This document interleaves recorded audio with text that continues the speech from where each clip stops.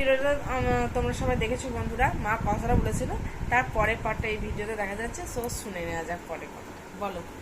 যে দোদনের দাদু বসে আছে একটু উঁচুতে, আর আমি আর দোদনের বাবা এক জায়গায় আছি, আর দোদনের বাবার বাবা আর একটা দাদু আর কি নিচে তলায় আছে, একতলায়। উনি আর ওপরে আসেন নাই, আমরা ওটির সামনে আছি। আমার মেয়েকেই প্রথমে নিয়ে গিয়েছে। তখন তারপর খানিক পর কান্নার আওয়াজ হলো। আমি জামাইকে বলছি, দেখো গো হয়েছে। বলছে হ্যাঁ কান্নার আওয়াজ আসছে। দিয়ে উকি মেরে দেখলাম, হ্যাঁ খুব ধপ ধপ করে মারছে, দিয়ে কাঁদছে বাচ্চাটা। দিয়ে একটা সিস্টার এলো, বললাম দিদি কি বাচ্চা হয়েছে? বলছে আনছে দাঁড়ান। আবার একজন এলো, বলছে দিদি বাচ্চা হয়েছে? বললো হ্যাঁ। হ্যাঁ দিদি বললো না কি বাচ্চা হয়েছে? বললো আনছে তো। তারপর দেখছি আমার দদন সোনাকে একটা সাদা তোয়ালে দিয়ে জড়িয়ে এনে বলছে দেখো। আমি বলছি কি বাচ্চা বলুন?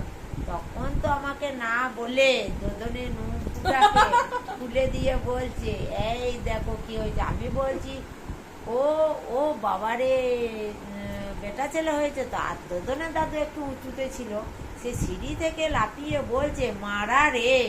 আর তো সিস্টার গুলো কি হাসি হাসছে, জামাইও হাসছে। আমি তো চোখের জল চলে এলো।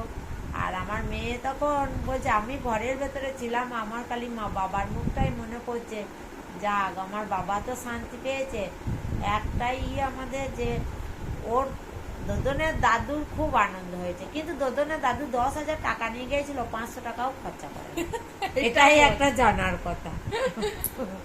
জানেন তো, আমি এসে তো খুব বকছি যে তুমি তো কিছুই খরচা করলে না। বলছে যখন খরচা করার সময় হবে তখন করবো, ওই জন্য এখন করবো। দোদন কিভাবে দেখছে তাকে? আর দদন আমার খুব ভালো গো। দোদনকে ওই যে মুখটা, ওই মুখটা দেখে তোমার কি মনে হয়েছিল? গুবলু গুবলু বলতাম, গুবলু গুবলু করা হয়েছিল। সেই জন্য আমি তখন দোদন বলতাম না, তখন বলতাম আমার গুবলু, আমার গুবলু হয়েছে গুবলু। দিয়ে এখন গুবলু থেকে বড় হয়ে গেছে, দিয়ে এখন দোদন বলেছি। আর দোদন থেকে বড় হলে কি বলবো আমি এখনো ভেবে উঠতে পারিনি। আমার তখন ঠিক একটা বেরিয়ে যাবে না।